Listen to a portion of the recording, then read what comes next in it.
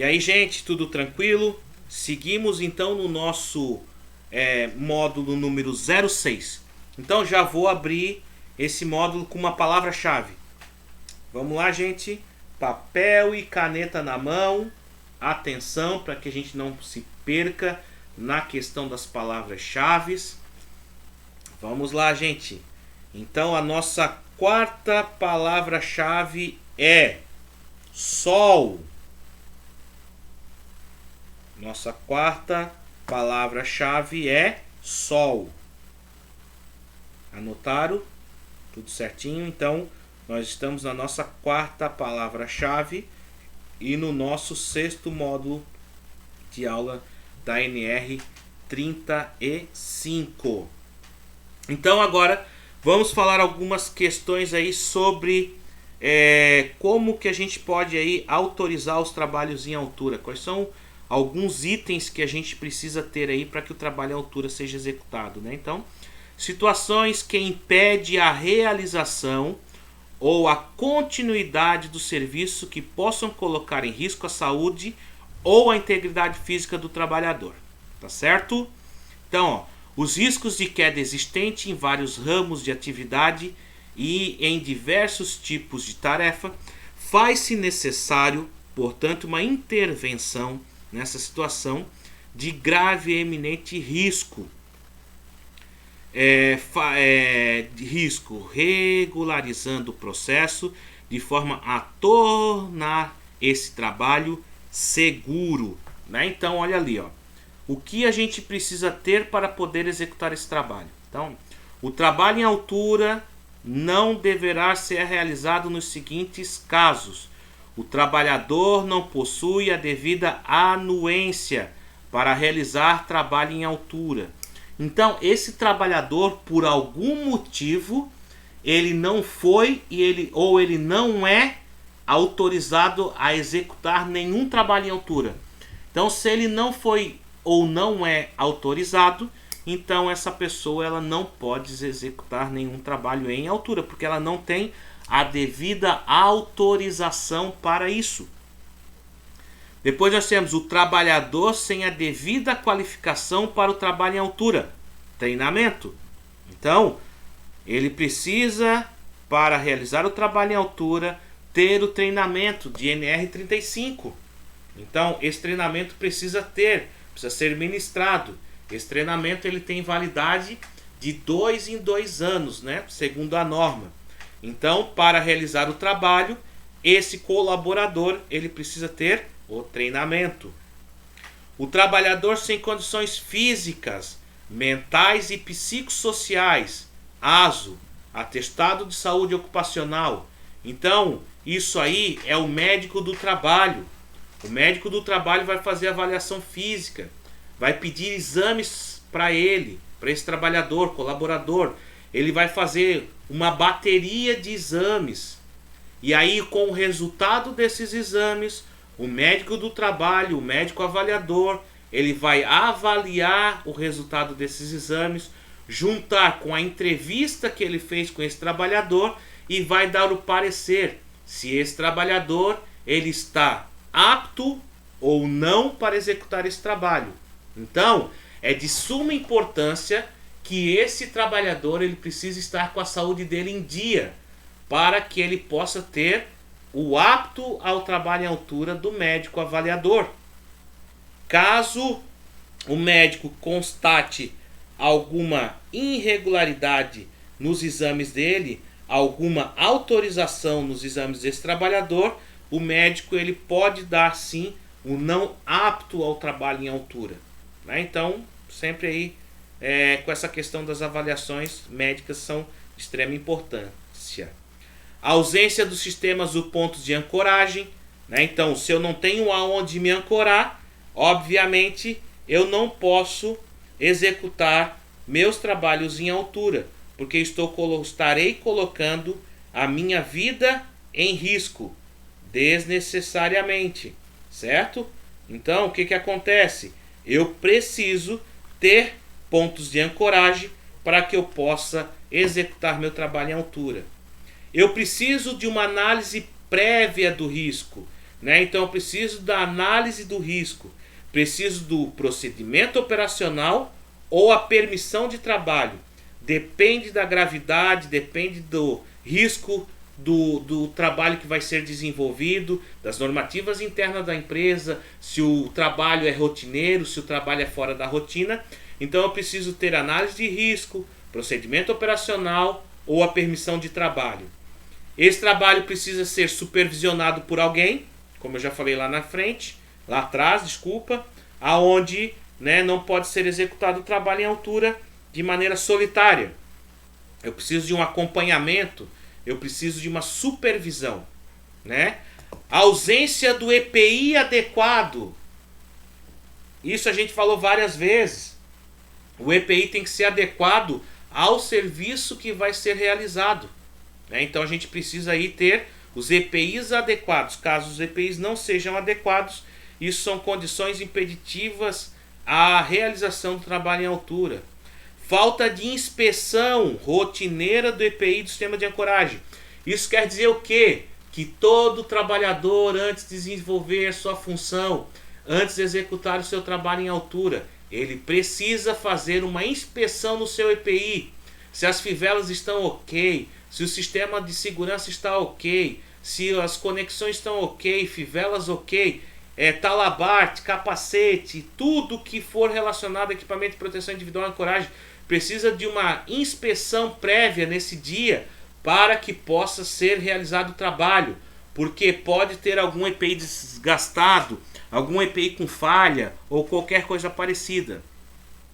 A ausência de isolamento e sinalização em torno da área do trabalho, isso é de suma importância para mim garantir a minha segurança e de outras pessoas.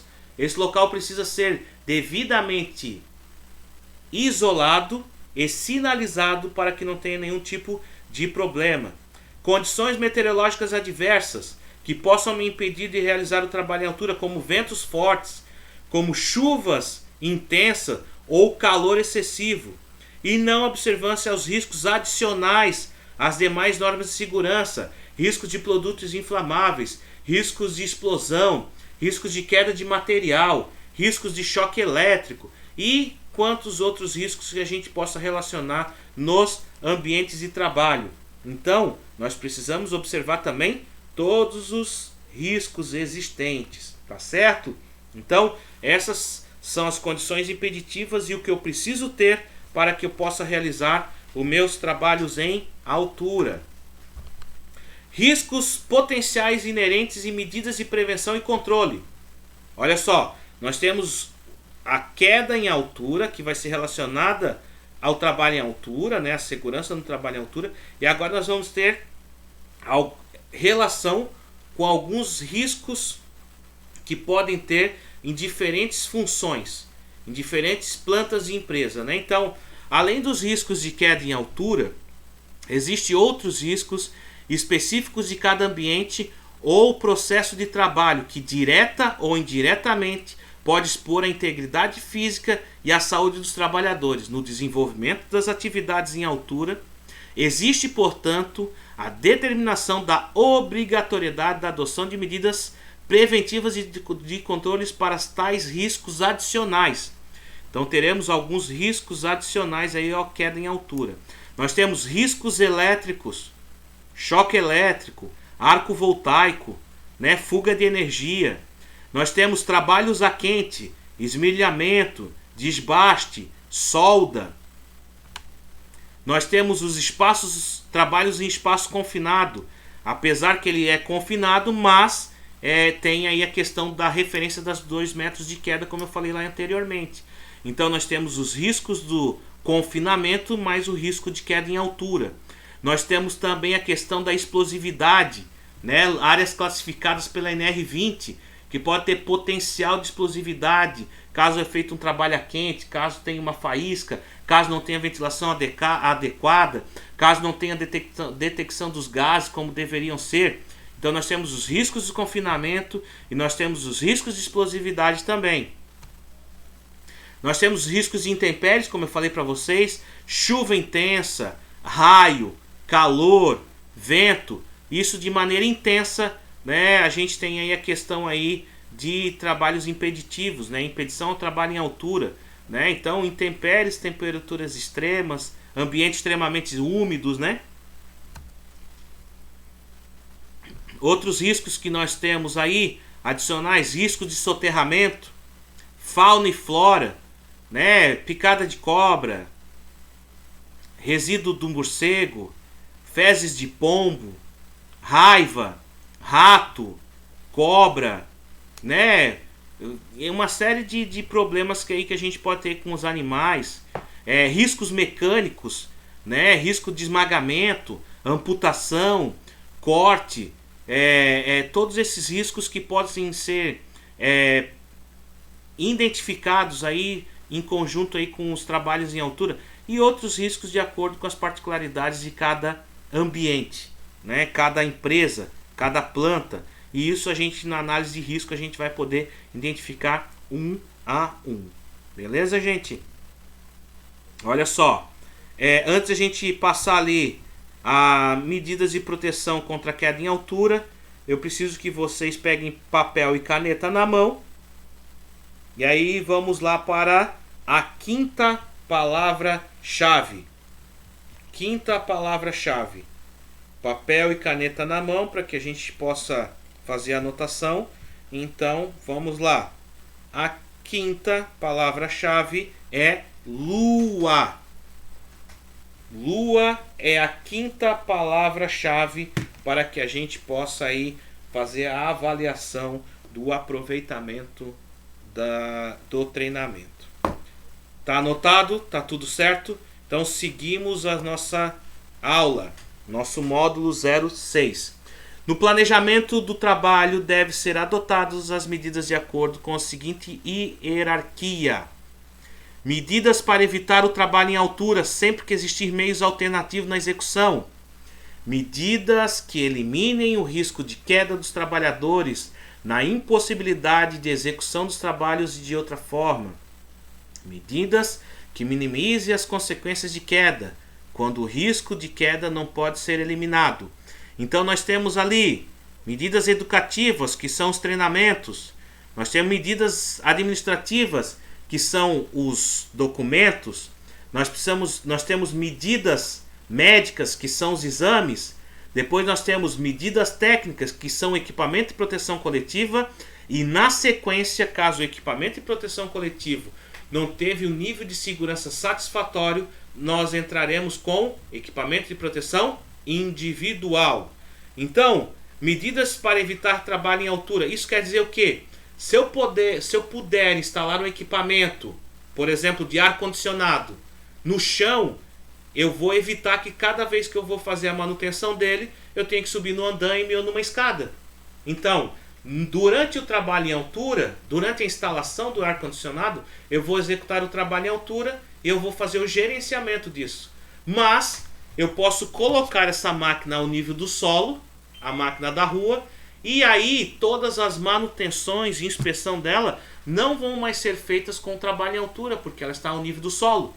Isso é a primeira medida que a gente tem que fazer. Eliminação dos trabalhos em altura quando for uma medida que seja uma medida que a gente possa colocar em prática, né? Medidas que eliminem o risco, né?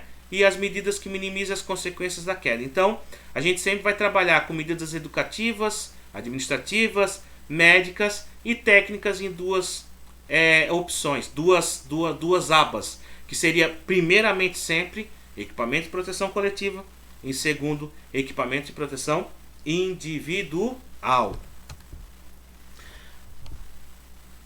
Prioridades no controle do risco, né? Então nós temos aqui, ó, eliminar o risco, neutralizar e isolar o risco através do uso de equipamento de proteção coletiva. Proteger o trabalhador através do uso de equipamento de proteção individual. Então vocês podem ver os desenhos.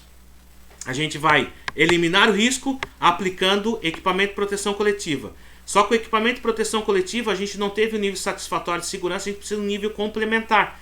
Então ainda existe risco presente.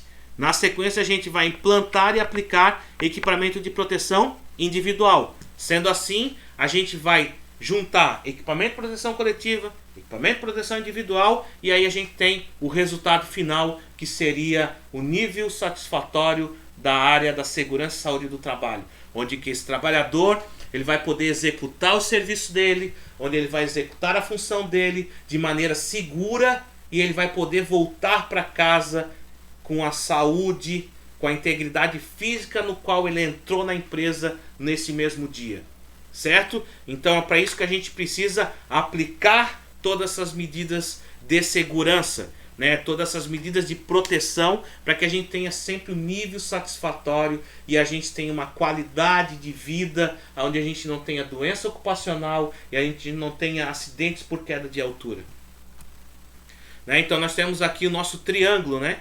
Seria restringir o acesso e fazer uso de proteção coletiva, reduzir os danos de queda, utilizar EPIs ou redes e realizar o trabalho ao nível do solo, né? Então nós temos aí um triângulo a ser seguido para que a gente possa aí eliminar qualquer risco de queda em altura.